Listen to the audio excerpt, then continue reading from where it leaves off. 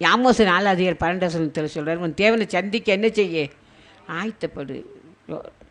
Amos 4:12 கடைசி மட்டும் வாசித்துடலாம், நேரம் இல்லாதனால கொஞ்சம் தான் வசனம். உன் தேவனை சந்திக்கும்படி ஆயத்தப்படு. உன் தேவனை சந்திக்கும்படி நீயே ஆயத்தப்படு. சும்மா நம்ம ஆண்டுகிட்ட போயிட முடியாது. உன் தேவனை சந்திக்கும்படி நீ என்ன செய்ய ஆயத்தப்படு. அதான் ரகசியத்தை சொல்கிறேன்னு சொல்கிறாரு.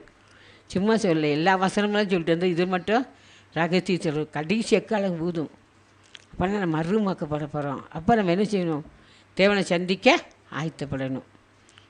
நம்ம வாசிக்க கேட்ட 1 தெசலோனிக்கேயர் புஸ்தகம் 4ஆம் அதிகாரம் 16-17 வசனம். ஏனெனில் கர்த்தர் தாமே ஆரவாரத்தோடும் பிரதான தூதனுடைய சத்தத்தோடும். கர்த்தர் எப்படி வரப்போறாரு? ஆரவாரத்தோடும் பிரதான தூதனுடைய சத்தத்தோடும் தேவ எக்காலத்தோடும் வானத்திலிருந்து இறங்கி வருவார். அப்பொழுது கிறிஸ்துவுக்குள் மரித்தவர்கள் யார்? எல்லாரும் இல்லை. யாரு எப்படி மரிச்ச? யார் மரிச்சவங்க? கிறிஸ்துக்காக வாழ்ந்து கிறிஸ்துக்காக ஜீவிக்கிறவங்க, கிறிஸ்துக்குள் மரித்தவங்க முதலாவது எழுந்திருப்பார்கள். எல்லாரும் எழுந்திருப்பாங்க. எத்தனையோ ஜனங்கள் இந்த உலக தோன்றலிருந்து எத்தனையோ ஜனங்கள் இறந்திருப்பாங்க. அவங்க இல்லை. யாரு?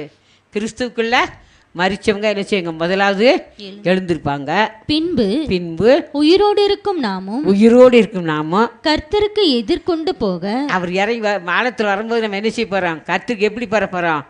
எதிர்கொண்டு போவோம். ஹல்லேலூயா. கர்த்தருக்கு எதிர்கொண்டு போகிறோம். ஹல்லேலூயா. அப்போ அந்த கர்த்தருடைய முகத்தை பார்க்கணும். பரிசுத்தம்லாம் விட்டால் தேவனை தரிசிக்கவே முடியாதுன்றாரு. அப்போ இந்த உலகத்திலையும் பரிசுத்தம் வாழ்ந்து அவருக்கு எதிர்கொண்டு போக மேகங்கள் மேல் அவர்களோட கூட ஆகாயத்தில் எடுத்துக்கொள்ளப்பட்டு. அவர்களோட கூட யார்? கிறிஸ்துக்குள்ள மரித்தவங்களை எழுப்புறாங்களா? அவர்களோடு ஆகாயத்தில் எடுத்துக்கொள்ளப்பட்டு இவ்விதமாய் எப்பொழுதும் கர்த்தருடனே கூட இருப்போம். அதுதான் கர்த்தருடைய விருப்பம். அல்லேலூயா. அதுக்கு நம்ம ஒவ்வொரு நாளும் ஆயத்தப்பட வேண்டும் அருமையானவர்களே.